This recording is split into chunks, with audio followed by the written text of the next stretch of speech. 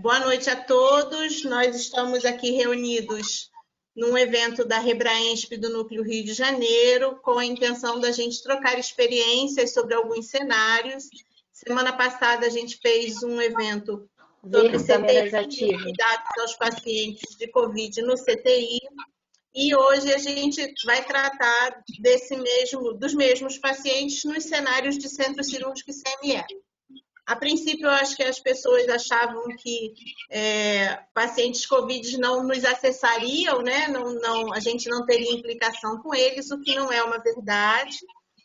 Seja cuidando de materiais, ou seja, atendendo esses pacientes, principalmente nos serviços abertos, né? De porta aberta. Então, a gente está envolvido nesse evento também, nessa pandemia.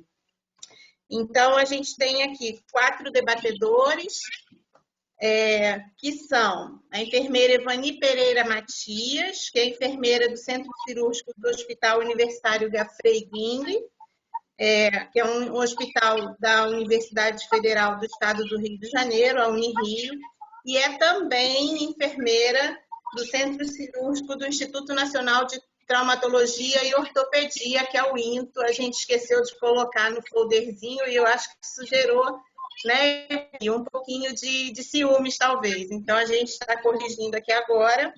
Evani também tem MBA em Gestão da Qualidade em Saúde e Acreditação Hospitalar. Temos a enfermeira Raquel Calado da Silva Gonçalves. A Raquel é doutora em Biociências pelo PPG-Bio, da Unirio, e é chefe do Serviço de Central de Material e Esterilização do Hospital Federal Cardoso Fontes, aqui no Rio de Janeiro. Ainda temos a Silvia Regina Mendes Brito Pereira.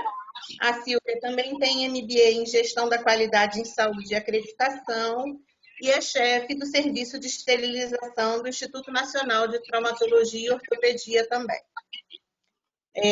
E fechando o nosso elenco, a gente tem Tereza Cristina Brasil Ferreira. A Tereza é coordenadora da CME do Hospital Municipal Miguel Couto, mas eu sei que ela está sempre envolvida com o centro cirúrgico também. E a Tereza tem mestrado, pelo mestrado profissional de enfermagem assistencial na UF. Tá? Eu não me apresentei, desculpa, eu sou a Ada Liviana, eu sou enfermeira coordenadora do Centro Cirúrgico do Hospital Municipal Souza Aguiar. Sou doutoranda do PP-Bio, da Unirio, e estou coordenadora do Núcleo Rio de Janeiro, da Rebraensp. Sejam todos muito bem-vindos, as debatedoras, aqueles que nos assistem, e eu espero que a gente tenha uma conversa bem produtiva, tá? Vou pedir para que cada uma de vocês, então, se apresente suas unidades, fale dos seus serviços, para que a gente possa caracterizar um pouco de que unidades a gente está falando, que serviços a gente tem, que demandas vocês têm, para a gente iniciar a conversa, tá bom? Passo a palavra a Evani.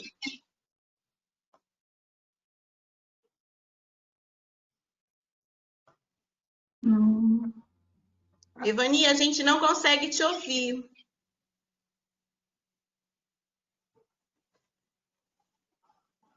Vamos trocar, então? Raquel, você pode iniciar enquanto a gente tenta consertar o áudio da Evani, por favor? Sim, claro. Eu sou a enfermeira Raquel, atualmente eu sou coordenadora de enfermagem da Central de Material e Esterilização do Hospital Federal Cardoso Fontes. Trabalho lá em Cardoso Fontes há 11 anos e na coordenação estou há 5. O Cardoso Fontes ele é um hospital geral, atende média e alta complexidade, aproximadamente em torno de 100, 110 leitos. Amiga, eu estou escutando pouco. Você pode repetir? Eu vou pedir para você esperar um pouquinho. Você não está conseguindo? Daqui a pouco eu volto.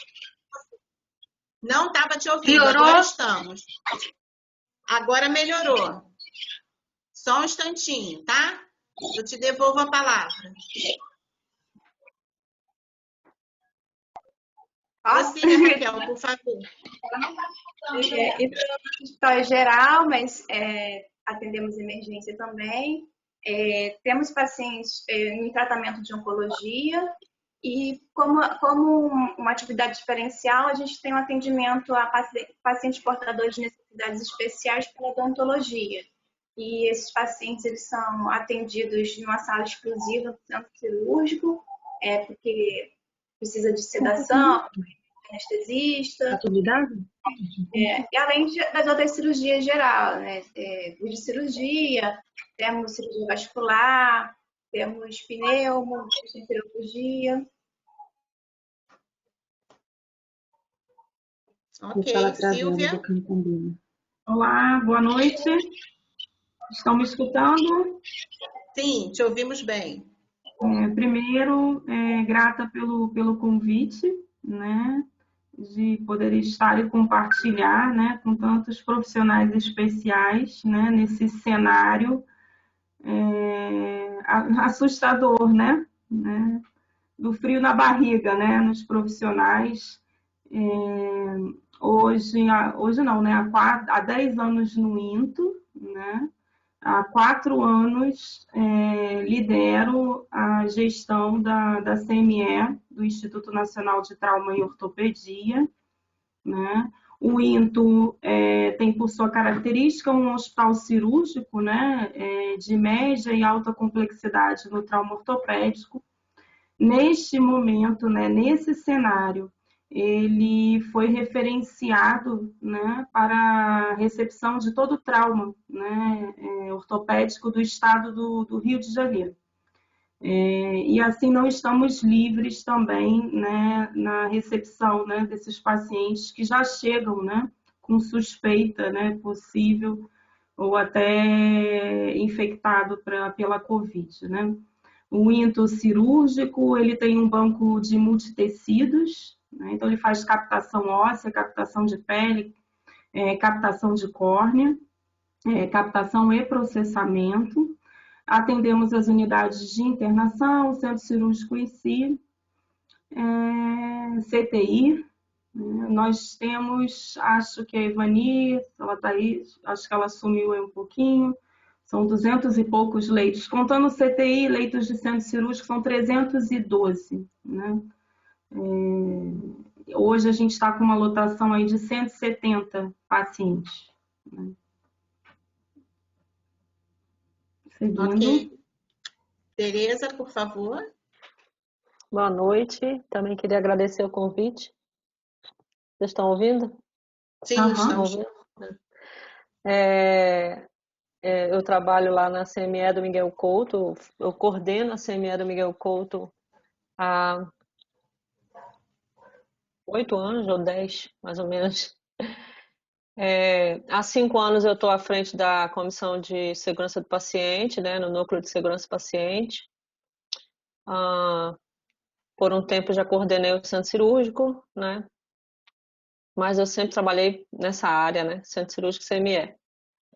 O Miguel Couto, ele é um hospital de emergência do município, né, com porta aberta. A gente atende trauma, temos algumas especialidades, mas é especificamente trauma, né? Além, a gente tem algumas coisas eletivas como bucomaxilo, oftalmo, otorrino, mas basicamente ortopédico, né, de trauma e cirurgia vascular também. A nossa CME, eu tenho mais ou menos 30 funcionários, no centro cirúrgico tem mais ou menos uns 60, e agora, lógico que caiu a demanda, né, porque as cirurgias eletivas ainda estão acontecendo, mas são poucas salas, nós temos 8 salas de cirurgias, hoje nós estamos funcionando com 3. Basicamente, os pacientes que já sofrem algum acidente, internam, e aí tem que fazer algum procedimento, né, eletivo, mas não está internando o paciente com ambulatorial, né. E a nossa CME, ela tem 4 autoclaves, 3 grandes e um pequeno, Lutamos para conseguir isso há pouco tempo, a gente conseguiu. Ainda faltam alguns equipamentos, né? A gente está conseguindo agora comprar uma termo, que vai chegar uma termo, que não temos ainda, né? Temos uma lavadora ultrassônica, então está faltando muita coisa para a gente melhorar. Eu acho que aí, e agora é a hora, né? Da gente melhorar muitas coisas no nosso processo, né? É mais ou menos isso. Ok. Vamos ver se a Evani conseguiu acessar para a gente dar a palavra a ela. Evani, você nos ouve? Olá, agora sim, né? Agora sim. Só não consigo ver vocês, mas agora deu para entrar. Ok, participa pelo áudio. Eu pedi às Isso. meninas para darem uma caracterizada nos seus serviços, falar um pouco da sua unidade, para que as pessoas pudessem ter uma noção de que unidades a gente está falando, de que volume de atendimentos vocês têm, etc. Por favor. Eu trabalho no Gafre, Hospital Universitário, Gafre.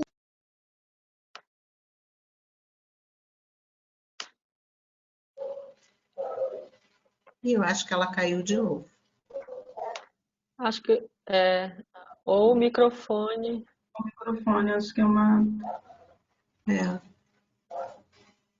Evani?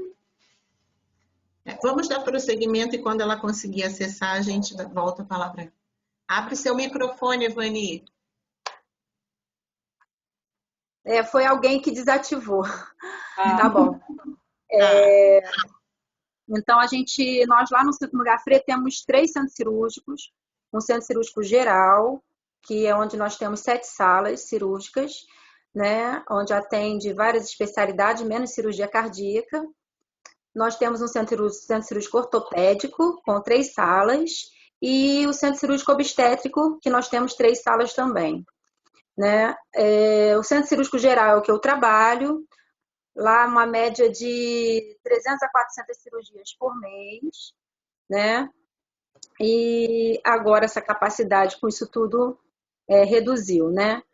Já no INTO, né, acho que a Silvia deve ter falado, nós trabalhamos com 18 salas cirúrgicas num centro cirúrgico e temos outro que tem 3 salas, né? É um hospital dia que a gente atende pacientes on day.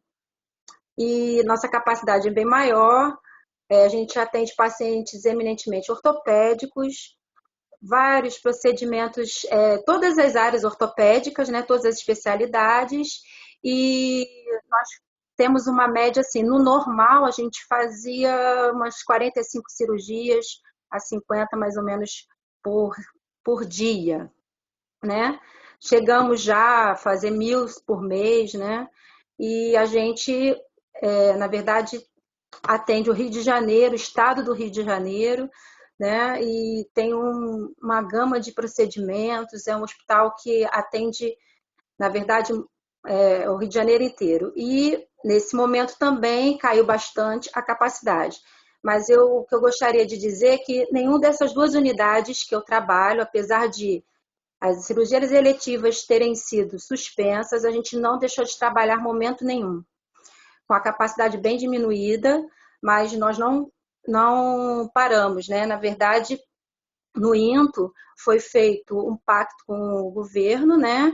Nós estamos recebendo os pacientes de toda a rede do Rio de Janeiro, né? De todo o estado, com o objetivo de diminuir, né?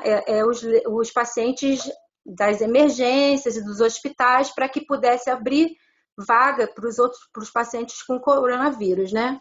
Então, nós recebemos de março, no meados de março até hoje, nós já fizemos uma média de 800 cirurgias já desses pacientes que vieram da rede, né? Então, isso, se você for pensar, rodou bastante leito, né, nos hospitais do Rio de Janeiro, né? E no Gafre, como é um hospital universitário, também diminuiu, né, o número de cirurgias bastante, mas a gente conseguiu, com isso, ter especificidades para o Covid, né? Nós temos uma área onde era o centro cirúrgico ortopédico, ele foi feito somente para o coronavírus. A gente tem leitos de enfermaria e de CTI lá. Certo. Então, agora que a gente já conheceu um pouco a realidade de cada uma, a gente tinha combinado aqui um roteirozinho que a gente vai seguir para que possa suscitar mais perguntas pelo chat também e depois a gente acompanha, certo? Então, eu ia perguntar a vocês o seguinte: que adequações, treinamentos ou novas rotinas cada uma de vocês precisou fazer nas suas unidades para atendimento desses pacientes de Covid?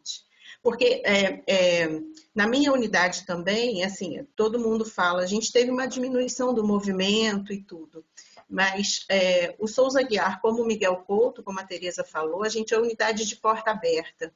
Então, a princípio, a gente achou que ia ter muito pouco movimento, porque por conta do isolamento social, por conta de várias questões que iam diminuir, o hospital ia ter uma característica de um hospital mais clínico, mas não é isso que a gente viu, pelo menos na minha realidade, pelo que ela falou também. O que a gente percebe é que existe a demanda, ela continua, principalmente daqueles pacientes que não são os grandes politraumatizados, mas são os pacientes de especialidades que são referência, então cirurgia vascular, urologia, e os traumas que também ainda acontecem. E uma outra grande questão para a gente, para mim pelo menos é a questão de você não ter, a princípio, um rastreamento desses pacientes. Então, no início a gente achou que a gente ia receber poucos pacientes com diagnósticos fechados de Covid ou uma suspeita forte, etc. E o que a gente percebe ao longo desse tempo é que você já não tem essa triagem, então a gente fica sempre na dúvida, porque qualquer paciente que chegue, seja de trauma ou não, de eletiva ou não, porque as minhas eletivas, por exemplo, não foram suspensas, elas diminuíram, mas elas ainda existem, que paciente é esse que vai chegar para a gente, né? Então, eu queria saber de vocês que adaptações, que rotinas novas vocês precisaram implementar e como foi essa coisa do treinamento, porque para a gente pode parecer que não, mas você tem muitas regras, muitas coisas a cumprir para atender esse paciente, principalmente na questão de proteção dos profissionais, de limpeza e várias outras questões que estão envolvidas nisso, né? Então, quem quer começar? Evani, começa. Posso começar. Isso que você falou realmente é um problema, porque quando começou relacionado aí o coronavírus, o Ministério já colocou que os testes só seriam feitos em pacientes graves e para os profissionais de saúde. Na verdade, a questão dos profissionais de saúde, isso agora que começou, esse mês, agora que se intensificou. Porque nesse início, em março, isso não existiu. Então, você imagina, né, com a falta de testes, né, se isso com certeza não aconteceu e não está ainda acontecendo efetivamente. Então, isso é um problema. Quando o paciente ele interna e você tem um corpo clínico que vai observar, avaliar e fazer com que esse paciente esteja preparado adequadamente para ser operado com a indicação certa, se é suspeita, se é positivo ou se não tem nada, ótimo. Mas quando isso não acontece, você tem que ter uma equipe que, dentro do centro cirúrgico, que faz essa barreira, né? No caso, ela é a última barreira. E nós passamos por isso também, eu passei principalmente no INTO, porque a gente tem 2 centros cirúrgicos. E nós dividimos um centro cirúrgico para tratar pacientes só com Covid, que é o que tem 3 salas, e o outro centro cirúrgico foi o centro cirúrgico que trataria os pacientes que não eram suspeitas e nem Covid. Mas isso não quer dizer que esse centro cirúrgico que atendia todos os outros pacientes, que quando nós começasse a entrar os pacientes que vinham de outras unidades, né, o risco era a gente também, né, se não tivesse aquela avaliação prévia bem feita, a gente receber isso aconteceu. Mas eu acho que é o que você falou, Adani. O posicionamento do enfermeiro, ele é muito importante, porque a gente tem que cobrar realmente essa questão do EPI para o profissional, né? Porque tem a questão também do assintomático, né? A gente não sabe. Assim, no Gafre foi mais fácil porque nesse momento a gente começou a ter um número bem reduzido de pacientes, né, de cirurgias, e além disso, todos os pacientes eram considerados suspeitos.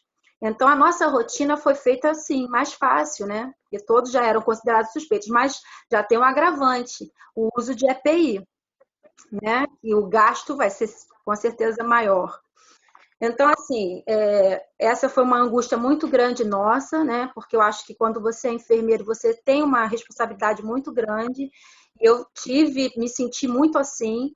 Então, nós corremos logo para tentar fazer um protocolo, né? E esse protocolo nós fizemos e baseado numa enxurrada de informações, né? Que vieram do Ministério da Saúde, né? Da Anvisa, na nossa sociedade, né? Que é a SOBEC. Então, foi que norteou a gente, fora a CDC e outros órgãos internacionais. Então, toda semana a gente tinha uma modificação e isso foi muito difícil, mas nós conseguimos fazer um protocolo. Tanto eu consegui, no e no outro, a gente conseguiu fazer um protocolo. E o treinamento? Como fazer um treinamento que é essencial, né? Só que nesse momento não podia fazer aglomeração, né? Tem isso. Só que, na verdade, é muito complicado. Eu tenho uma quantidade de pessoas maior no INTO, né, do que no Gafre. Então, no Gafre, conseguimos fazer um treinamento com poucas pessoas, né, no dia a dia, né? Mesmo assim, na prática e no dia a dia, porque com menos cirurgia a gente tinha mais tempo. No INTO, a gente já conseguiu ter um envolvimento maior dos outros profissionais, né? Que acho que é o que é mais importante, é a gente ter não só a direção, como a CCIH, a equipe médica, anestesia, todos eles envolvidos. E quando isso acontece assim, fica muito mais fácil, porque a gente consegue fazer até uma simulação, e a gente conseguiu fazer isso lá. Simulamos um dia antes do procedimento com o paciente com suspeita de Covid, foi simulado com as pessoas que iam trabalhar, foram lá, assistiram toda a recomendação do protocolo, que não é uma coisa fácil. Tá? Esse protocolo, ele requer bastante tempo, demora, porque tem toda uma questão de arrumar, de preparar o ambiente, né? É mais do que um checklist de cirurgia segura. Tá? Então, assim, nós fizemos isso, conseguimos, mas, na verdade, para o centro cirúrgico, tem certas coisas que são muito mais fáceis, porque a gente já está acostumado a trabalhar com paramentação, né? E a gente precisou só afinar algumas coisas, né? E eu acho que tudo isso que é mais importante, o enfermeiro que está presente e que junto desse momento está orientando, fica o processo muito mais fácil. Então a gente conseguiu fazer sim, né? Mas é muito difícil fazer esse tipo de treinamento sem aglomeração, né? E assim, tudo que a gente a cada dia a gente ia ajustando de acordo com as recomendações que saíam toda semana, inclusive saiu uma agora, dia 29/5, né, da Anvisa, que provavelmente a gente vai ter que mudar algumas coisas no protocolo. Ok. Tereza, quer a palavra? Então, lá meio que as pessoas ficaram desesperadas no primeiro momento. Foi uma correria, um desespero. Os anestesistas pensavam, como é que eu vou entubar o paciente? Né? Bem ou mal, nós temos uma enfermaria com mais de 40 leitos de pacientes Covid, que foi esvaziada só para isso, né? E para os próprios pacientes que internam lá suspeitos, né? Ao mesmo tempo, os funcionários adoecendo, eu adoeci, passei para o meu marido, passei para o meu filho, né? Fiquei em casa 14 dias. E aí você tem que lidar com tudo isso, com essa correria de ter que treinar as pessoas, com esse medo, né? Com medo das pessoas, com a questão de problema de falta de EPI, né? Que no primeiro momento aconteceu realmente. E aí a gente acabou se unindo com os anestesistas, né? Para tornar tomar um fôlego maior, né? E sentamos juntos para fazer algumas diretrizes lá. E uma delas no começo foi separar uma sala específica para esse tipo de paciente que já fosse confirmado. Só que depois começaram a surgir praticamente pacientes que a gente acha que às vezes chegava na sala de cirurgia o paciente para operar o dedinho do pé, o pé diabético. E chegava lá, o paciente estava saturando muito mal. E o paciente, mas eu nem estava sentindo falta de ar. E depois você via que o paciente precisava ser entubado, assim.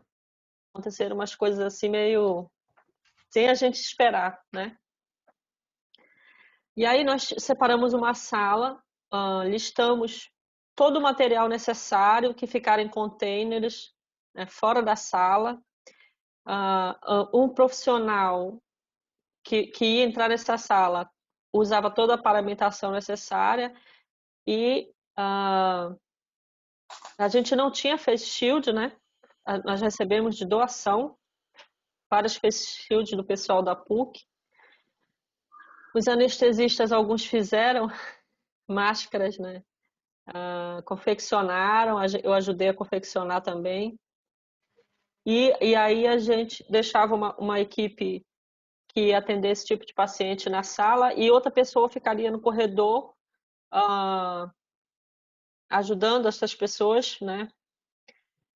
Num primeiro momento, quando a gente ainda não tinha EPI, as pessoas não ficavam na sala se fosse anestesia geral, só ficavam os 2 anestesistas, né? Saía todo mundo. Isso no momento da intubação? No momento da intubação. Uhum. Até que depois a gente conseguiu as máscaras de face shield, né? Hoje a gente já tem para trabalhar no expurgo, para trabalhar na sala, tudo. Mas a gente sentou junto com a anestesia e resolveu essas questões, também olhando toda essa enxurrada, como o Evani falou, de material que a gente vem recebendo todo dia. Em meio ao medo, em meio à dificuldade de EPI, em meio a toda essa falta de funcionários que adoeciam, né? E ter que resolver a parte psicológica, e isso foi uma coisa que impactou muito, porque as pessoas ficaram muito nervosas no começo. E aí as psicólogas do hospital, assim como outras pessoas e outros grupos, ajudaram nessa parte psicológica com protocolos que enviavam, né? Até eu participei de algumas consultas online, né, de psicólogo. Eu acho que isso foi muito importante. E mudamos algumas coisas também, como a questão de traqueias de carro do sistema de circuito de anestesia, né, que passou a ser muito mais rigoroso. São trocadas hoje a gente já troca. Tudo bem que tem artigos que digam que o filtro, né, ajuda muito, mas a gente troca todos os circuitos dos carros de anestesia a cada paciente e já deixa um kit pronto para o próximo, né? Até quando eu não sei se sempre vai ser assim, mas foi assim uma estratégia que a gente tentou fazer para ajudar nisso aí. A questão dos laringoscópios, né? De desinfecção, hoje já até tem gente que considera como item crítico, né? E aí a gente passou... E assim, o problema é que são poucos recursos, só tem um laringo para cada sala, eu não tenho tempo. Os circuitos do hospital todo a gente manda para a terceirizada, né? Que é a formaldeído.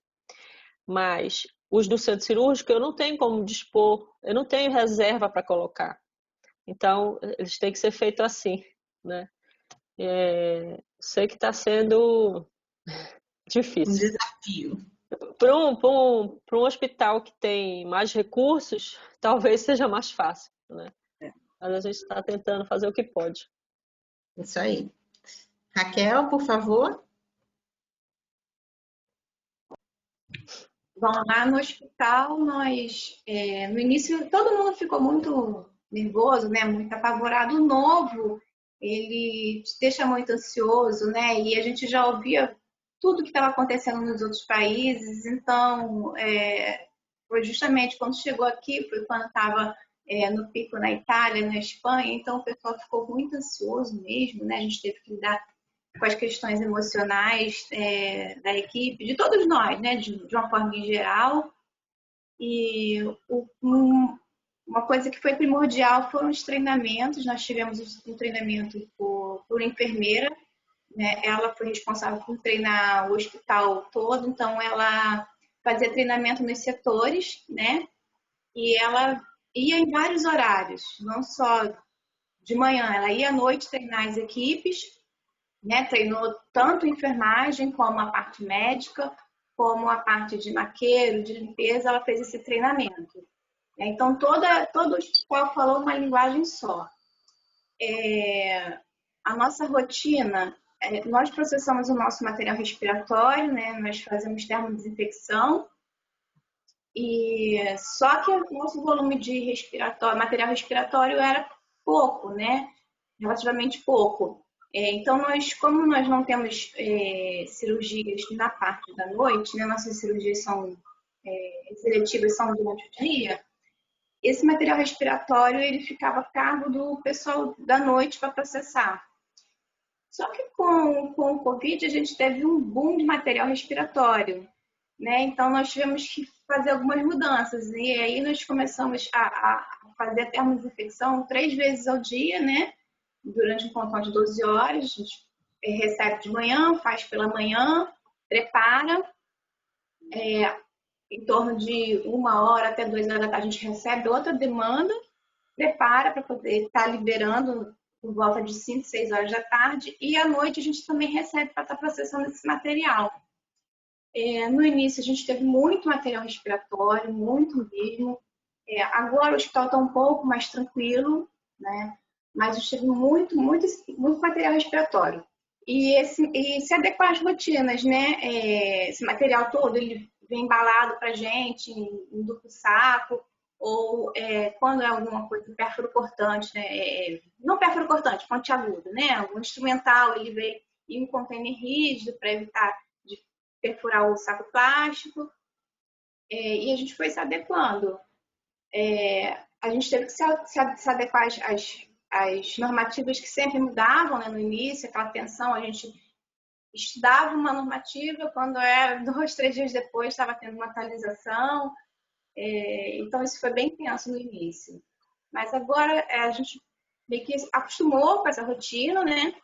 E no meio dessa tensão toda, os funcionários saindo de licença por doenças, funcionários ou por doenças pré-existentes, né? Porque na CME a gente tem aquela velho pensamento, né? De que a pessoa vai para a CME quando está para se aposentar, vai para a CME para descansar, mas não é bem assim, né? A gente tem bastante trabalho em CME. E como a gente tinha muitos funcionários de grupo de risco, eles acabaram sendo afastados.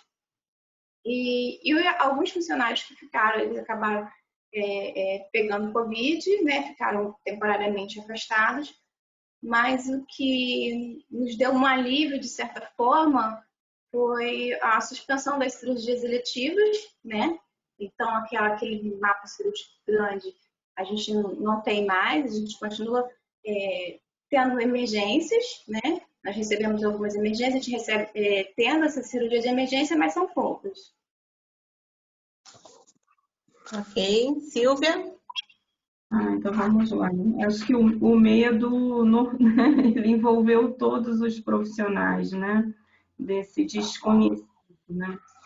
Para a CME, mesmo a gente tendo a premissa que todo material é contaminado, né? Mas a gente teve que olhar o fluxo, né? Mais uma vez, mesmo com os processos definidos, as áreas, mas eu acho que foi assim uma semana, eu acho que a Evani lembra disso, né? A gente passou no INTO,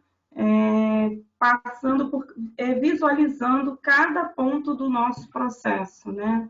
Interagindo com todos os setores, né? Muito preocupada, né? Eu tinha no início a parte do inalatório, né? Eu sabia que essa demanda era o primeiro, né? Que iria, né, aumentar quando eu estava voltando de férias, né? Foi por volta de 16 de março, deparei com essa situação. Então, meu primeiro momento era visualizar o cenário do inalatório. Falei, olha, a gente tinha horários para alguns setores, eu abri como livre demanda, né? No INTO, a escala do CME, ela funciona por 6 plantões em 24 horas, né? A gente já trabalha nessa escala há uns 2 anos, né? Foi um estudo também que o cara que entra, né, ele inicia o serviço e tem que entregar a casa pronta, né? Ele recebe pronto e fecha ela. Então, a gente aumentou um profissional, né, naquela escala de plantão, né, para ajudar na recepção, no preparo do inalatório. Fomos estudar, né? A gente tinha uma preocupação que a gente não sabia se o INTO ia ser uma referência direta, uma porta aberta, né? Então, ficávamos naquela angústia até que foi decidido, né, pelo trauma. Então, a gente tem hoje o mapa com as cirurgias eletivas, né, Evani? No centro cirúrgico do 4º andar. A gente já teve um momento aí já de fazer 20, quase 30 cirurgias. E quando há qualquer referência a nível da Covid para o centro cirúrgico do 3º andar, né? Antigamente eu tinha um profissional nesse centro cirúrgico do 3º, que fazia parte dele. Nós retiramos, né? Hoje a gente prepara o material que será encaminhado quando tem centro cirúrgico, vai em carrinhos limpos. A gente tem um profissional maqueiro que leva, né, esse material. Nós fizemos simulações, né, dentro do centro cirúrgico, desde a chegada do material, a saída desse material. Foram várias discussões, né, vivemos vários momentos, né? E ainda durante esse plantão é um cenário de ajuda, né? Então, no dia que tem cirurgia no 3º andar, eu tenho um profissional também deslocado na escala, até porque, assim, pelo ápice de profissionais doentes, né, há muito remanejamento no hospital, né? E acho que o momento de ajudar, né, do CAB ao CME é tentar ir até o seu cliente. Acho que foi a forma, né, que a gente tinha de impactar e ajudar esses setores. Então, o profissional também vai ao 3º andar para visualizar se não está precisando de nada, para retirar o material, né, que possivelmente, né, ele não foi usado, né, possivelmente também não foi contaminado, mas assim, todo material suspeito de Covid, ele sofre algum processo dentro do CME. Aquele que foi no ato, no campo cirúrgico, ou aquele que só passou, né, pelo centro cirúrgico, mas não foi aberto, a gente também realiza um processo. De adequações, assim, a primeira, assim, a preocupação como gestora era a equipe, né? O medo tomou conta, a insegurança. O que eu pude perceber é que alguns profissionais entraram em pânico, acho que esqueceram até tudo, né? Incrível. O que a gente aprendeu de base científica é como se ele tivesse indefeso total. Eu lembro que eu fiquei uma semana no hospital porque eu queria falar com cada plantão da minha equipe, né? Nesse momento você tinha que passar, era ser gestora, era ser um pouco mãe, psicóloga, né? Trazer esse conforto, né, para ele. E o olhar do processo. EPI, né, todo o hospital entrou em treinamento para rever, né, a paramentação, a desparamentação, teve facilitadores, né, houve uma comoção, né, de profissionais de outros setores indo nas áreas para trocar, para você conseguir atingir toda aquela população de profissionais, né, do INTO. Então, o INTO eu digo assim, tive uma facilidade de implementar os processos por ter equipamentos, né? As termodesinfectadoras, né? Foi mandatório a automatização. A nossa preocupação era a aerolização, né? E é na lavagem, né? Na área de limpeza, onde a gente tem, né? Fica frágil, né? Nesse sentido. Então, os materiais voltam em contêineres fechados, nós temos contêineres de aço anodizado, eles são identificados. Os materiais, por ser ortopedia, as caixas, às vezes, né, não cabem, né, dentro daquele contêiner de volta, e a gente teve que lançar a mão do saco, né, infiltrante, fechar carrinho, e aquele carrinho volta, né, o carrinho do horror, né? E aí a primeira coisa que... Né, o primeiro momento assim de rotina que a gente foi fazendo rotina desde da saída, né, por momentos, né, e sempre interagindo com o maior cliente que é o centro cirúrgico, né. Então, quando esse carrinho chega, né, no CME, a primeira coisa que tem que saber, o profissional paramentado, isso a gente, né, bateu muito depois de treinamento, saber se tem um maquinário disponível, né? Porque eu tentei, se eu já automatizava o processo, eu aumentei muito mais. Eu eliminei a limpeza manual, né, para esse material, criei um ciclo, né, eu chamo um ciclo curto, né, para eu poder entrar com esse material direto na máquina. O material da ortopedia ele vem muito carregado, né, de matéria orgânica, gordura, né, mas para o profissional uma segurança para ele manusear, porque certamente o material ortopédico ele precisa de uma limpeza mecânica.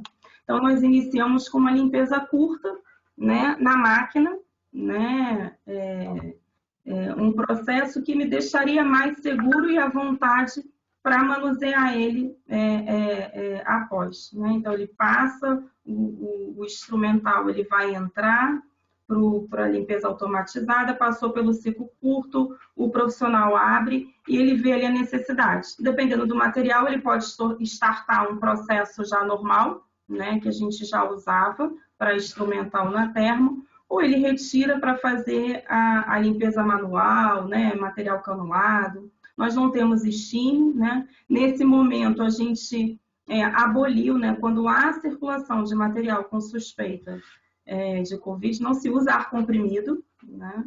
Uma coisa que eu tive o profissional ele acaba se automatizando muito nas suas ações, né? E aí a gente teve que dar, eu acho que o principal foco, no meu ver, na minha prática, né, foi o profissional, o hábito dele, né? Por que ele tem que jogar o material, né? Às vezes eu estou no corredor e estou escutando, ele, né, fazer, né, os seus movimentos, né, com mais segurança, né, mais delicados possível para não estar liberando partícula aí, né, pelo ar. Materiais que eu já tinha feito numa validação passada um ciclo só de termodesinfecção para motor, coisas delicadas que não poderiam ir num ciclo, né, longo, né, de uma lavadora termodesinfectadora. Então, também implementamos, né, esse ciclo que era feito no final, a gente já implementa esse material chegando, passando também só por esse ciclo de termodesinfecção, e assim a gente libera para manusear com mais calma, para poder olhar, né, esse material. Eu acho que é isso. A automatização do processo, eu sei que isso é a maior dificuldade, eu fico pensando nos colegas, né? Que eu sei que não é todo o cenário, né? Acho que a maior dificuldade, né? É o EPI, né? E ele tem insumos para trabalhar, e ele tem que diminuir, né? Causar o menos impacto possível, né? Então, as portarias saíram, mas eu acho que a nível de CME, acho que ficou muito no colo do enfermeiro, né? Da área técnica, esse processamento, como fazer, né? Às vezes tem colegas que me procuram e, Silvia, eu não tenho máquina, o que eu faço? Eu falei, vamos trabalhar EPI, imersão do material. Nada de lavar o material no ar, né? Pulsando, né? Vamos primeiro cuidar quando chegar esse material e realizar logo a imersão dele e escovação mesmo, né? No profundo, né? Vamos ver o que eu posso mais acrescentar aqui para vocês. Eu acho que assim, o meu foco mesmo foi na área de limpeza. O foco foi atender, porque nesse momento todo mundo queria esterilizar, né? Todo mundo queria trazer tudo. Esterilizar né? máscara. Esterilizar máscara. Vira e mexe, eu era chamada no centro cirúrgico. Eu falei, calma, gente, vamos pensar, né? Aonde isso vai ser, que caminho, o porquê, porque ficou assim. Isso foi muito louco, né? Eu falei, eu tinha que achar... As pessoas não queriam reutilizar a face shield. Gente, é só limpar e usar de novo. E esqueceram água e sabão, né? O mandatório, água e sabão, né? Água e sabão.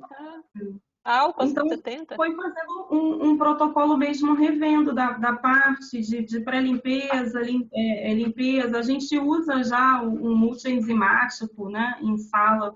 O material que não foi utilizado, né, por mais que a gente tenha criado um cenário, tudo, simulou, o material não entra em contato, eu tenho uma preocupação, né, porque eu não sei se alguém esbarra, né, o que houve, eu não estou lá. Então, aquele material que retornou e não foi utilizado, né?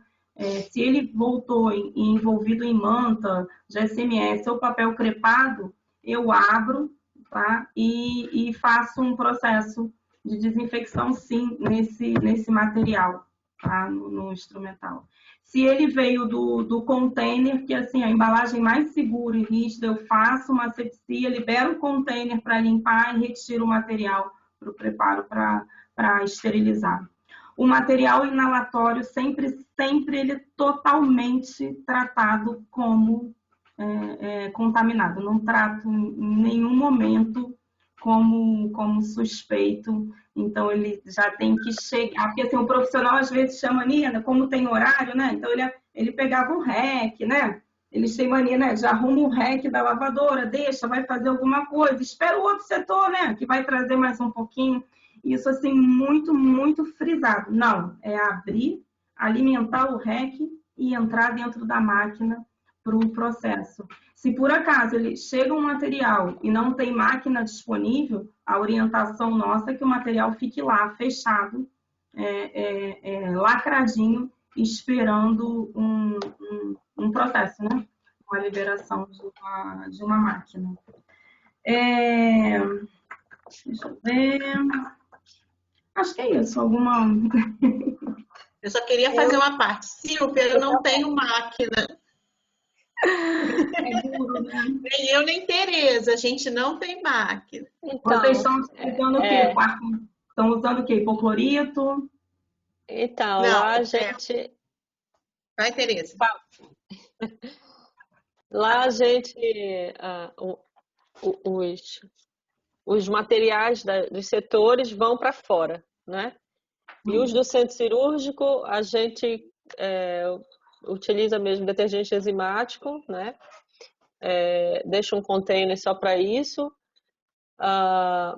E a gente, ou Sidexis-OPA ou hipoclorito, né? Uhum.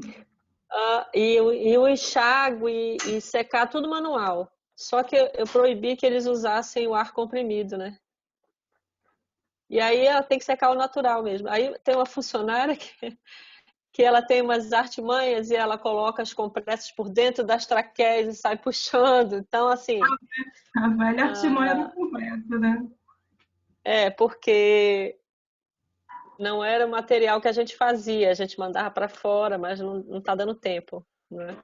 E ela tem que fazer por lá. E o cabo do laringo... Todos os laringos, independente de ser Covid ou não, vão para o expurgo e eles são embebidos em compressa com detergente enzimático. Depois são enxaguados e são embalados para voltar para a sala de cirurgia. E a gente coloca também em solução de desinfecção química. O meu material inalatório vai para fora. E aí, já respondendo uma pergunta aqui da Ilma, a demanda da gente aumentou, sim, do uso desses materiais inalatórios, e o que a gente conseguiu fazer e está conseguindo fazer é aumentar o nosso enxoval para aguentar essa demanda do tempo que ele passa fora na terceirizada, fazendo o processo de esterilização, né? Para algumas coisas a gente já conseguiu, para circuito de respirador, porque o Souza tem um CTI Covid, só para Covid, com 10 leitos, tem uma sala de reanimação que tem pacientes de média e alta complexidade também, com mais 10 leitos, e a gente já está abrindo o segundo espaço de enfermarias para pacientes Covid também. Uma área que é uma área de enfermaria para Covid de pacientes clínicos, e tem uma semana ou um pouco mais que a gente abriu uma área de enfermaria cirúrgica de pacientes Covid cirúrgicos. Então, o que a gente vem tentando fazer é aumentar esse enxoval para dar conta desse tempo, né? Para a CME, como eu comentei, a nossa limpeza é toda manual, a gente teve a instalação de uma termodesinfectadora, mas ela ainda não começou a funcionar, teve uns problemas técnicos, mas tem um problema técnico envolvendo o detergente enzimático, porque o que a gente tinha disponível lá faz muita espuma, e aí não dá para usar, porque acaba aquecendo demais a máquina, então é uma demanda que a gente está correndo atrás. Fica cachorro louco, né? Pois é. Então, a gente intensificou a questão do EPI para os funcionários, a questão de não deixar usar o ar comprimido, a adaptação dos contêineres, porque eu não tenho container para todas as salas, a gente tenta improvisar com os sacos, né? Eu tento colocar um saco dentro de um container improvisado, que é para ficar mais rígido, evitar perfurações. Na questão dos treinamentos, a gente conseguiu montar um protocolo, a gente separou de início uma sala cirúrgica só para atendimento aos pacientes Covid. Foi tudo muito rápido e eu assumi a coordenação em março, quando eu voltei de férias. E aí, do meio para o final de março, a gente já estava nesse rolo, nessa organização, tentando montar um protocolo, então deixei uma sala. A gente conseguiu treinar com a ajuda de outros enfermeiros parceiros, então teve uma colega que fez todo o treinamento da equipe de paramentação e desparamentação. A gente tinha a ideia de fazer uma simulação, mas não conseguimos, porque nessa coisa toda de organizar e de fazer o protocolo, a gente acabou ficando doente. Então, a gente se afastou um pouco e meio que monitorava esses processos todos e o segmento no setor por telefone, né? Só aproveitando aqui, a gente tem duas perguntas no chat que eu acho pertinentes que vocês comentem. Uma pessoa pergunta quanto tempo espera para fazer a limpeza da sala pós-uso, né? E a outra se essa sala, quem tem sala destinada só para Covid, se usa também para cirurgias de emergência. Então, eu queria que alguém pudesse responder. No Souza, a gente não faz isso. A sala Covid ficou só para Covid. E a gente faz uma limpeza imediata, o paciente saiu, tirou todos os insumos, aquela história toda, a gente faz uma limpeza, espera 1 hora e repete essa limpeza. Eu não sei como é que vocês estão... Evani, como é que você faz? Na verdade, assim, quanto a essa nova rotina, teve essa mudança realmente em relação à limpeza, né? Porque, na verdade, é uma coisa super nova, é um novo coronavírus. Pela literatura que a gente tem, que o coronavírus ele fica até 3 horas suspenso, né? Até 3 horas. A Sobec, ela recomendou essa de uma cirurgia para outra 1 hora. Então, a gente, tanto no INTO quanto no GAFRE, a gente, após o procedimento cirúrgico, acabou, o paciente saiu, a gente começa a contar e a gente deixa 2 horas, e aí que a gente vai permitir a limpeza da sala. Né? Na verdade, assim, tudo tem que ser revisto antes, né? O preparo dessa sala, eu acho que eu não falei, né, sobre o centro cirúrgico, da rotina, né, mas eu acho que é importante eu falar porque é uma coisa muito nova e a gente conseguiu fazer esse protocolo, que é uma coisa muito extensa, demora muito. Antes desse paciente entrar na sala, tem que estar tudo pronto. Tudo dentro da sala, o que o paciente vai precisar, o que o anestesista vai precisar, o que o cirurgião vai precisar, tudo tem que estar na sala. Por quê?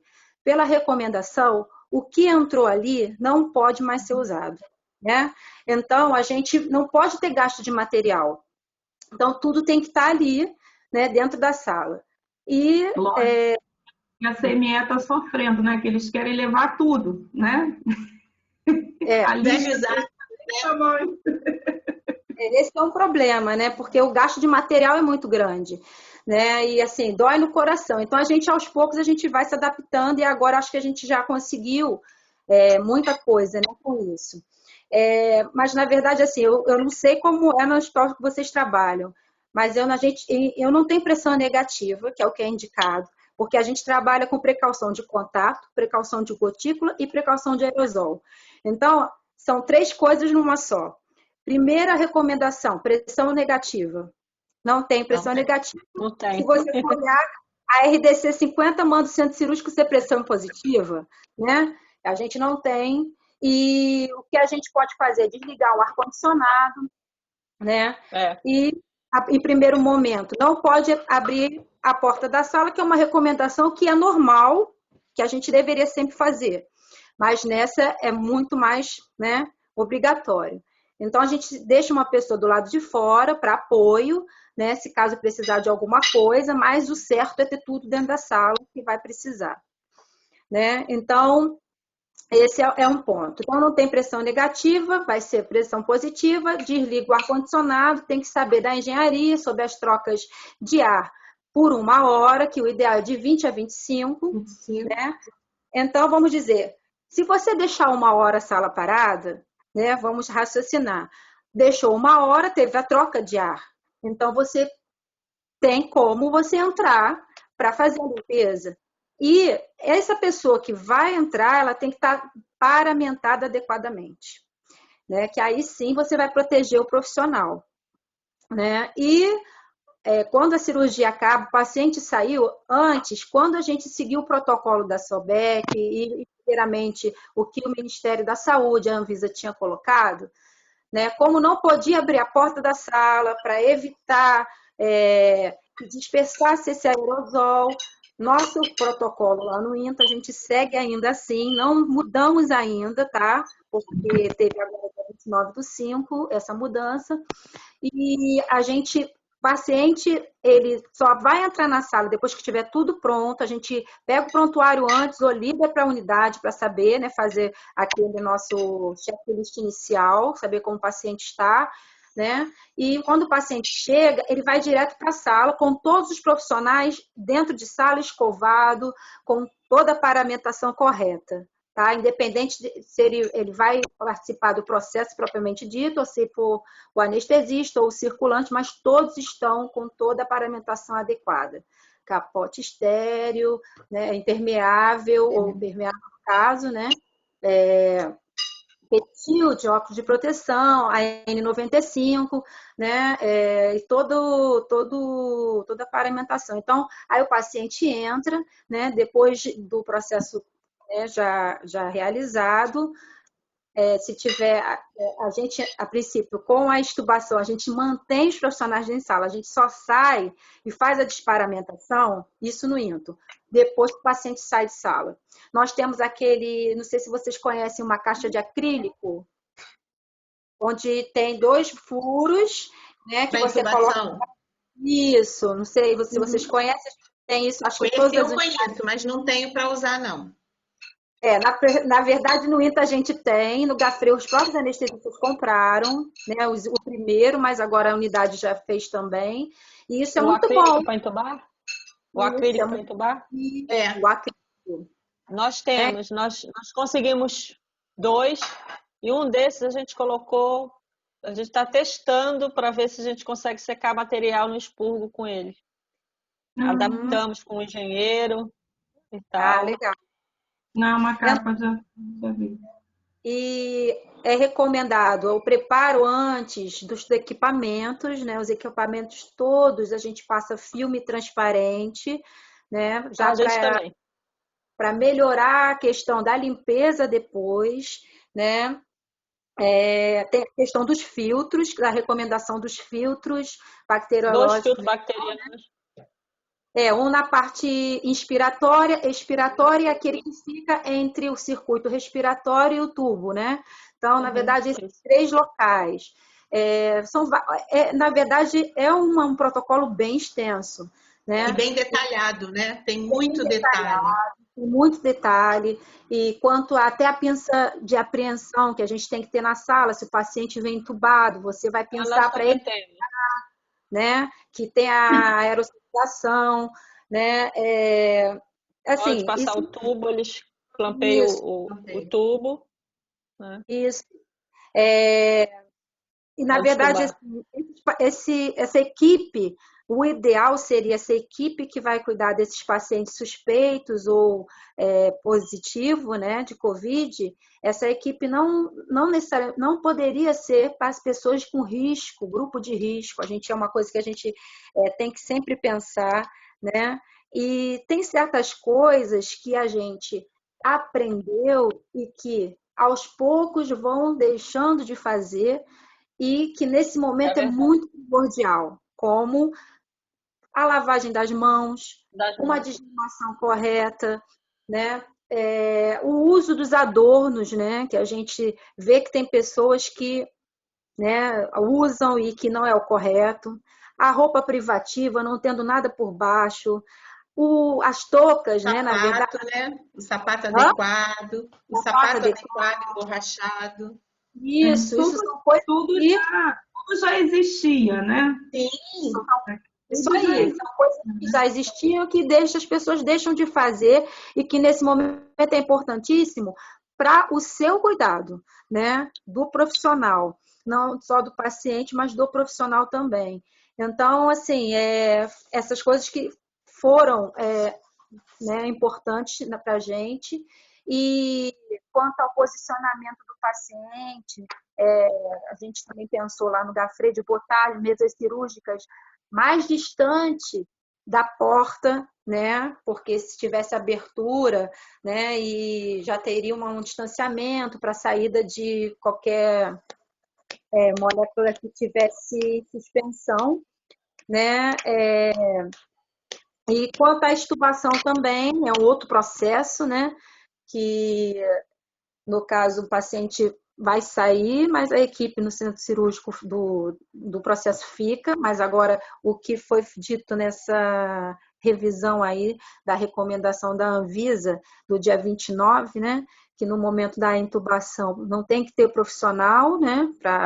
Você tem que resguardar a equipe. Mas aí eu fico naquela pergunta, nessa movimentação da sala, né, nessa abertura de porta, né, quanto a esse movimento das moléculas, para mim isso é um problema, né?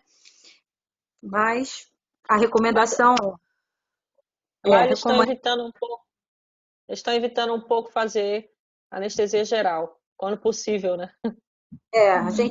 Isso é o recomendado, né? A gente fazer só mais as regionais, né? Os bloqueios, mas tem pacientes que não tem como. Então, principalmente os ortopédicos, né?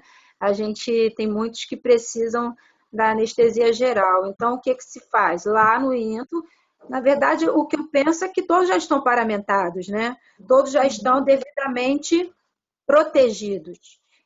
Mesmo que tenha a aerosolização, a extubação, eles estão protegidos. Eu acho que você fechando a porta e o paciente sendo extubado e sair na minha cabeça, né? Eu acho que ele vai estar, o ambiente externo vai estar mais protegido do que se você ficar com a abertura de porta para sair o profissional, porque a desparamentação é demorada, né? Que o recomendado é o capote e a luva dentro da sala, que você retira, e o restante você vai retirando depois. Então, você vai sair, vai ficar aquela movimentação da equipe, o paciente dentro da sala. Então, assim, mas a recomendação é essa, é a equipe sair, né? E depois o paciente, né? Então, assim, são coisas que tem que ser revistas, porque... E também outra coisa que também não tem mais é o uso da RPA, recuperação anestésica, né? O paciente ele vai sair com certeza direto do centro cirúrgico para a unidade. E atentar também para o maqueiro, né? Porque tanto o maqueiro quanto o serviço de limpeza, a gente precisa estar bem afinado, porque são profissionais que precisam de orientação, né? A gente precisa estar sempre observando essa equipe, né? E garantir que eles estejam também protegidos. Então, eu acho que esse protocolo novo aí, realmente, eu sugiro que quem ainda não fez, que vai fazer, olhar as recomendações da SOBEC, da Anvisa e do Ministério da Saúde, porque realmente é um pouco complicado. Lá no Souza, a gente fez o treinamento dos maqueiros e da equipe de limpeza junto com a equipe de enfermagem. A gente reuniu todo mundo na tentativa de fazer esse treinamento ser o mais abrangente possível, né? Para as meninas da CME, tem outro questionamento aqui. A nota técnica Anvisa saiu em 8 de maio, diz que na área limpa pode usar máscara de tecido. Mesmo com o uso racional de EPI, vocês avaliam que foi um retrocesso para a CME? Assim, no meu ver, eu acho que a gente está num cenário atípico, né? E nesse cenário a gente vai ter que abrir, né, a nossa mente para certas questões, né? Porque, novamente, eu acho que abre, e a gente tem que pensar que dentro do nosso país, a maior quantidade são de CMEs que não estão preparadas para viver nem esta situação e nem muito o seu dia a dia, né? E que teve, tecnicamente, que lançar mão, né, de outros meios e outras formas, né? Porque, assim, se uma CME é para chegar a usar máscara de tecido, ou a gente está no corte total, que acabaram os insumos, ou que tem aquele local que não vai ter, né? E a gente vai... Algum meio de proteção, lógico, né? Se eu pudesse, né? Se a gente tecnicamente puder, não, a gente vai optar pela descartável, ter uma face shield. Mas se não, né? Acho que a gente tem que estudar, a gente vai ter que abrir o campo para as possibilidades, sim. Né? Contextualizar, né? É isso aí. Isso. Até porque, né, Raquel, semana passada, talvez um pouco mais, a gente tinha recebido na minha unidade umas máscaras, como máscaras cirúrgicas de SMS, mas numa confecção que parecia muito doméstica e tal. E com elástico, que é coisa para máscara cirúrgica, é uma coisa mais difícil da gente ver. E aí eu fiquei muito encascada. Eu falei, não é possível, eu não posso receber isso aqui como máscara cirúrgica. Tem alguma coisa errada. E aí eram uns fardos grandes e tal. E aí eu acabei lançando mão da Raquel, liguei para ela e perguntei, Raquel, eu estou numa situação assim, o que você acha? O que a gente pode fazer? E aí, a gente conversando, optou por fazer uma esterilização daquele material, porque você não sabe muito a procedência, de que maneira foi aquela produção, e uma coisa que você vai usar justamente na parte respiratória. Então, eu acho que isso é importante também, você contextualizar, saber o que você tem disponível e fazer, usar o conhecimento dos colegas e tal, né? E conversar e saber o que você pode fazer para melhorar. que você acha, Raquel? Máscara de tecido na área limpa da CME pode? Pois é, né? Para gente que tem uma desinfectadora, para gente que não falta EPI, para gente é fácil de dizer não dá, não pode, né? O que a Silvia falou, a gente tem que pensar também, esse Brasil é muito grande, né? A gente tem locais que realmente tem uma necessidade muito grande. Infelizmente, né? A contaminação maior ocorre na área de limpeza, né? Quando você recebe aquele material contaminado, você vai limpar, tem que estar paramentado. Então, a orientação é que você esteja bem paramentado na área de limpeza para estar recebendo esse material. E assim, eu penso que num desespero total, infelizmente, a gente tem que pensar isso num lugar que não tenha, a gente vai ter que usar. A gente espera que não tenha que usar, mas... Então, eu acho que não deve, mas... Eu acho que não deve, mas pode. A gente tem que estar... a gente tem que estar preparado para um cenário de guerra, né? Mas como usar, né? A gente sempre tem muito cuidado, né? Exatamente. Se você limpeza. Eu acho que a gente, a princípio, não teria que usar. Na verdade, eu tenho uma cabeça muito fechada para esse tipo de coisa. Eu acho que o enfermeiro ele tem que buscar, né, o melhor para a sua equipe. Eu sei que cada unidade tem as suas dificuldades, mas alguma coisa tem que ser feita. A gente não pode ser pacífico. A gente não pode aceitar isso, que não tem EPI, porque é por isso que tem um monte de profissional morrendo. Tá? E isso, para mim, dói muito. Eu não consigo conceber esse tipo de coisa. Então, eu acho que se tiver acontecendo isso na minha unidade, eu vou lutar muito. Tá? Eu vou estar... Se precisar ir para a delegacia, eu vou. Eu vou atrás do sindicato, de alguém, mas eu acho que não é concebível a gente trabalhar com vida, a gente trabalhar para minimizar o sofrimento das pessoas e correndo risco, né? Eu acho que a minha posição é essa, eu não consigo aceitar esse tipo de coisa. Apesar que eu trabalho em hospitais que eu tenho recurso, né? Nem num eu não tenho tanto, no outro eu tenho mais, mas assim, eu não consigo conceber um profissional de linha de frente, que a enfermagem é linha de frente em todas as áreas e não receber o devido tratamento, o mínimo que é um EPI e que a gente tem direito, né? Meninas, são muitas questões, né? A gente tem várias outras perguntas aqui, tem gente perguntando sobre limpeza de sala, mas eu acho que isso está contemplado nas notas técnicas, né? Tem lá designado que soluções ou que desinfetantes podem ser usados, o que está determinado lá na nota técnica.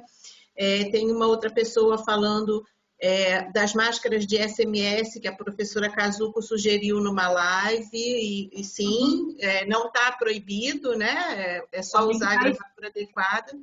É estéreo, né? Porque tem que fechar. Isso. Só tem que fazer... Acho que nós tivemos que abrir a cabeça, né? A viver não é lá no Souza a gente está montando um grupo para fazer o hospital, a rouparia do hospital está fazendo capotes com PNT de gramatura 40, que é o indicado para o atendimento nas enfermarias e no CTIs. E a sobra desse material a gente está tentando dar para alguns profissionais ou a mãe de alguém que costure e tal, e a gente eles fazem também máscaras com TNT dobrado, né, duplo, de gramatura 40, para uso dos profissionais como uma máscara cirúrgica descartável comum, que está adequado, que dá para ser usado, né, desde que adequados às áreas também, né? E eu acho que isso é uma outra forma da gente usar o que consegue, né? O papo está muito bom, mas já são 9h25. Oi. Só fazer um comentário aqui. Nós ainda utilizamos lapas de tecido, né? Mas, vez ou outra, a gente consegue algumas lapas descartáveis. Descartáveis, para usar em alguns casos. para usar em Isso. alguns casos. Então, agora a gente está lançando mão dessas descartáveis para usar nos pacientes suspeitos, né? Confirmados, aliás. E é o que é o recomendado, né? É. Pois é, ainda tem isso. Eu ainda uso tecido para tudo. Para lápis é só tecido. Em alguns momentos surgiram algumas descartáveis, mas essa compra não era continuada, então a gente ainda usa a lapa de tecido. Uma outra pergunta é sobre o capote de tecido. Você tem que ser impermeável. Isso, eu não. A Viviane que pergunta: algumas unidades só trabalham com capote de tecido. Ele também protege ou só pode ser o impermeável? Ela Tem não que ser especifica se ela impermeável. está falando para que área, mas de preferência que seja o impermeável, viu, Viviane? É a recomendação, né? Tanto para quem vai estar no procedimento cirúrgico, na intubação, como você ter um capote que seja impermeável para o seu funcionário na área suja da CME. Eu vou fechar aqui lançando um último desafio a vocês. Professora Tonini pergunta se houve incorporação de novos ou diferentes processos relacionados à segurança do paciente, na visão de vocês. E eu complemento essa pergunta querendo saber de vocês o que a gente vai aprender desse momento de pandemia, o que a gente pode melhorar com esse momento, porque ele tem que ser um momento de crescimento, né? Como é que vocês veem as questões que envolvem esse cenário de centro cirúrgico e CME? Porque a gente vai sempre buscar coisas melhores para os nossos clientes, né? Uma qualidade de assistência melhor, uma segurança maior. Penso que tudo que a gente faz na CME e no centro cirúrgico sempre foi muito envolvido com segurança, né? Todos os checklists, todas as validações. A gente vem num cenário de grandes mudanças, a gente aprende todo dia, a gente tem um equipamento todo dia, a gente tem novas técnicas todo dia. Então, que desafios e o que a gente aprende nesse momento que a gente possa levar de bom para frente? Adam, eu escrevi aqui alguns tópicos que eu achei importante falar, que primeiro, ninguém trabalha sozinho, né? E agora, mais do que nunca, a gente viu que um precisa do outro. Que o médico precisa do enfermeiro, o enfermeiro precisa do técnico, né? E que juntos a gente pode melhorar muita coisa.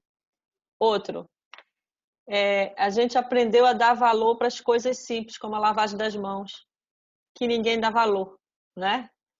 Porque vira e mexe vai alguém lá no CME e diz: olha, os pacientes estão infectando, então tem que ver como é que estão os seus processos aí. E aí eu respondo: e o seu médico está lavando a mão, o residente? Ele está lavando a mão, né? A gente passou a dar valor também para o pessoal de CCIH com essa pandemia, né? O que eu mais vi foi solicitando enfermeiro de CCIH para trabalhar urgente. Um salário altíssimo. Altíssimo não, né? Acima do nível.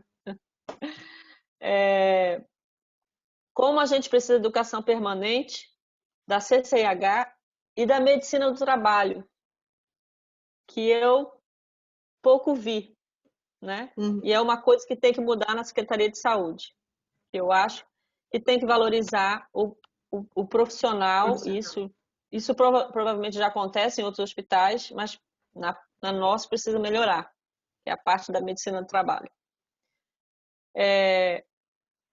E com essa pandemia, passou-se a valorizar mais o profissional de saúde.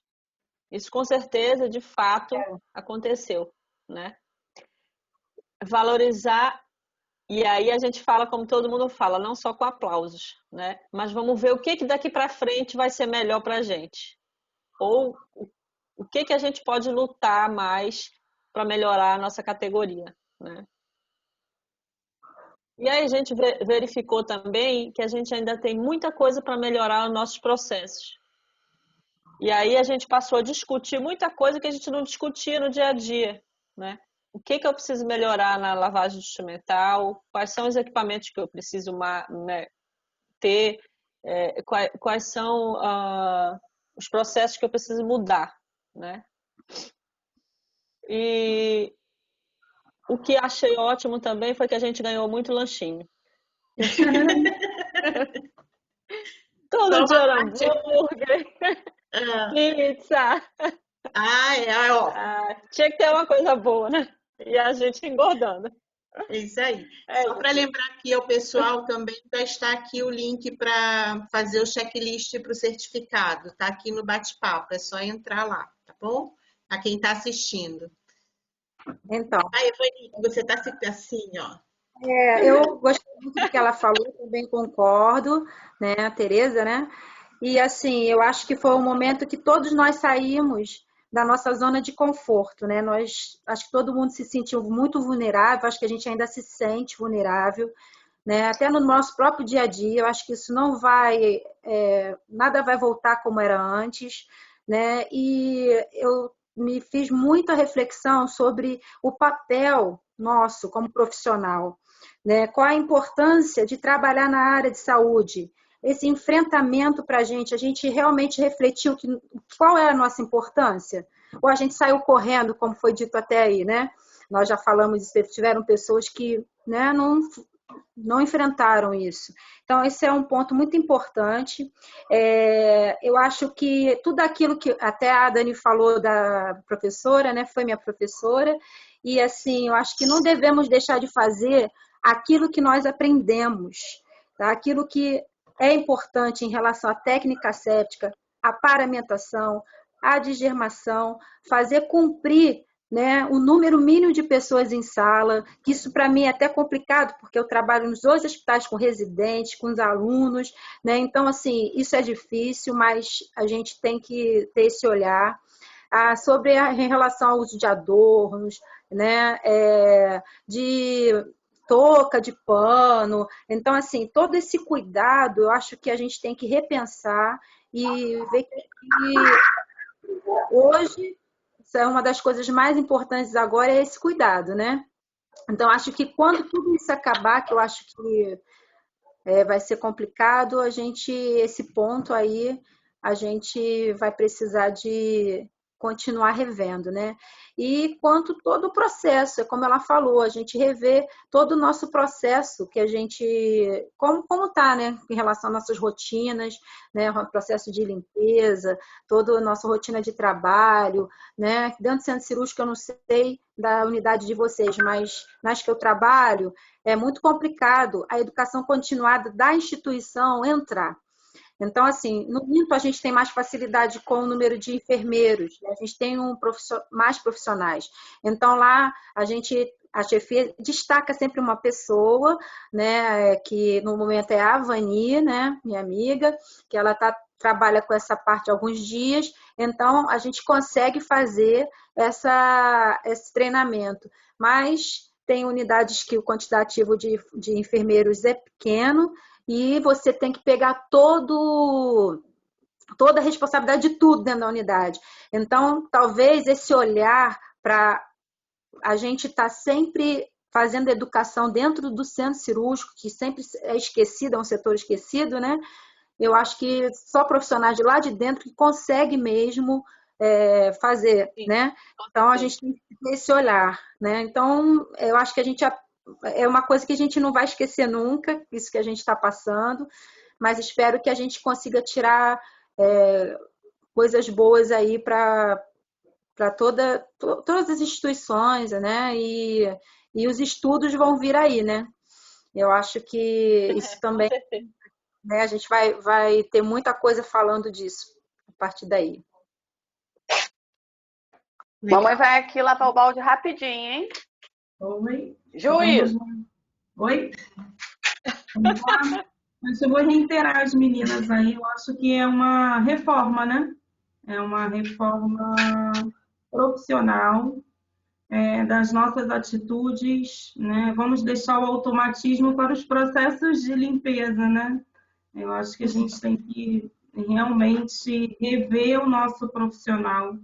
Eu acho, fico triste por um lado, porque cada vez mais a gente vê legislações, atualizações, mas que não é a verdade do nosso país, como aquele técnico de uma CME, ou aquele profissional de um centro cirúrgico, como ele põe em prática, né? A linha por linha daqueles artigos, né? De fazer acontecer, se ele não tem meios, né? Acho que isso é a grande dificuldade, né? Como Raquel, né, Raquel? A gente poder pôr em prática, né? A gente tem uma facilidade, né? Isso ajuda bastante ter equipe, né? Você pode ter milhares de equipamentos, mas a gente vai precisar sempre do profissional, da pessoa, e ele tem que estar bem como um todo, né? Eu acho que a coisa para a CME, né? Falando de um mundo, a gente ainda precisa caminhar e olhar aí o próximo, né? E ajudar, né? Só criar lei e impor não dá, não. Raquel?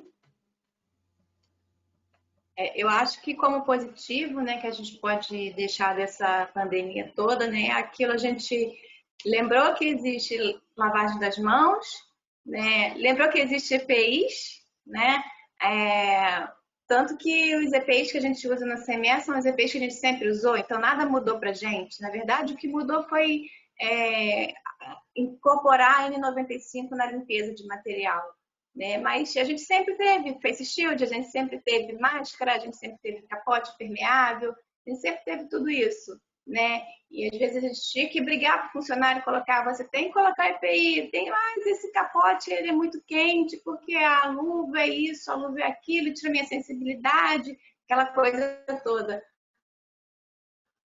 Hoje a gente vê uma briga para usar o EPI. Bom, que bom, né? Que hoje a gente tem isso. E assim, nesse ano da enfermagem, né? Foi um ano difícil, né? Mas é um ano que foi assim, vamos relembrar a limpeza, vamos relembrar a lavagem das mãos, vamos relembrar que você precisa usar EPI. Vamos, ficou uma lição para a gente, né? E eu acho que é bom, a gente tem que pensar também de como a gente tem um serviço que é especializado, né? E quanto você precisa, a questão do treinamento, de um profissional especializado, um profissional treinado, um profissional que a todo momento é requalificado. Então, eu acho que isso também fica como um ponto positivo para a gente, que a gente aproveite esse momento para ser um momento de mudança, de implementar práticas novas, adequadas. Quem não conseguiu ainda se adequar, seja com o maquinário, seja com os seus processos, que a gente consiga dar um passo adiante. É lento, né? É penoso, né, Tereza? Às vezes a gente briga e tal, é uma dificuldade, mas a cada passo à frente a gente ganha muita coisa, né? Então, meninas, vou pedir para todo mundo abrir a câmera, que o Silvio sempre faz uma foto de todo mundo para ficar para a posteridade do nosso bate-papo. De antemão, eu queria agradecer demais a vocês por terem topado. Foi um desafio para mim também, é a primeira vez que eu faço isso, mas eu acho que foi muito rico, a discussão foi muito verdadeira, né? Foi uma discussão de quem está realmente na ponta. Então, eu só tenho a agradecer. Agradecer também a participação das pessoas pelo chat. Eu vi professora Gisélia, foi minha professora na faculdade, professora Cecília, quem mais? A Ilma, que é uma colega do doutorado, Ana Paula Costa, que é minha amiga, que foi ela que perguntou da história da sala da maternidade, a minha amiga Jaqueline, que é muito minha parceira e que me ajudou nos treinamentos que fez, realmente os treinamentos também estavam por aqui. Então, eu acho que é muito válido quando a gente consegue reunir as pessoas da ponta para conversar e para trocar experiências mesmo, né? A gente pensar que pode estar falando para pessoas de lugares muito diferentes. A gente, aqui mesmo, nós somos pessoas, cada uma de uma instituição e com realidades tão diferentes. Imagina pelo Brasil todo que a gente não tem de dificuldades e facilidades e normas que chegam ou que as pessoas tentam adaptar, né? Então, Silvio, já foi a fotinho? Não sei. Fui? É que tem alguém compartilhando a tela, eu tô tentando descobrir quem é, que não estou conseguindo. Sou eu não, né? Eu estou tentando aqui também. Eu não estou conseguindo retirar. Oi. Deixa eu ver aqui. Não sou eu, não. Opa. Vamos ver. Professora Cecília. Viu? Uma opção de gente apareceu aqui. Então Vocês foram maravilhosas. Ai, que lindo! Linda, estou super emocionada, muito emocionada de ver pessoas que trabalham no mundo real, nunca tem chance de falar. Vocês estão de parabéns, estou super emocionada. Muito obrigada, professora. Tem alguém compartilhando aí, hein? Agora. Agora foi Silvio. O Ainda Silvio não. é expert nesse negócio, gente. Ô, Silvio, poxa, eu tô nervosa. Não, tranquilo. Depois eu faço. Pede só para o pessoal ligar a webcam, que aí depois eu faço o print, sem problema. Tá bom. Por favor, gente, abram suas câmeras que o Silvio depois faz o print. Muito obrigada de novo a todos. A Silvia tem uma CME, gente, que é maravilhosa. Eu já vi ela apresentando umas fotos, entendeu? Ela ainda vai me convidar para ir lá. Eu estou convidando a Silvia. Todos convidados. Convidados, aí não é convidados. Tá bom. Eu que agradeço. E estou à disposição no INTO. Eu acho que a gente tem que compartilhar o saber, né? Independente da CME ou não, a gente está sempre em aprendizado, sempre em troca de experiências. O importante é estar junto. Eu acho que é o que esse cenário vai trazer para a gente, né? É a união e melhorar. Perfeito. Tereza, muito obrigada. Obrigada, adorei participar. Obrigada pelo convite. Ok. Raquel, obrigada. Obrigada a vocês pelo convite. Foi muito bom participar com vocês. Ok, ótimo. Ivani, cadê você? A Vani. Já foi dormir. Ivani já foi. Foi nada. Ela é 220. Pois é. Sempre foi. Ela foi minha colega de turma. Bom, gente, muito obrigada. Muito obrigada a todos. Foi um prazer enorme. Foi muito produtivo, muito bom. Espero que todos tenham aproveitado, tenham gostado. Boa noite para a gente. E amanhã a gente está na luta de novo. Boa noite a todos. Tchau. Boa noite. Tchau.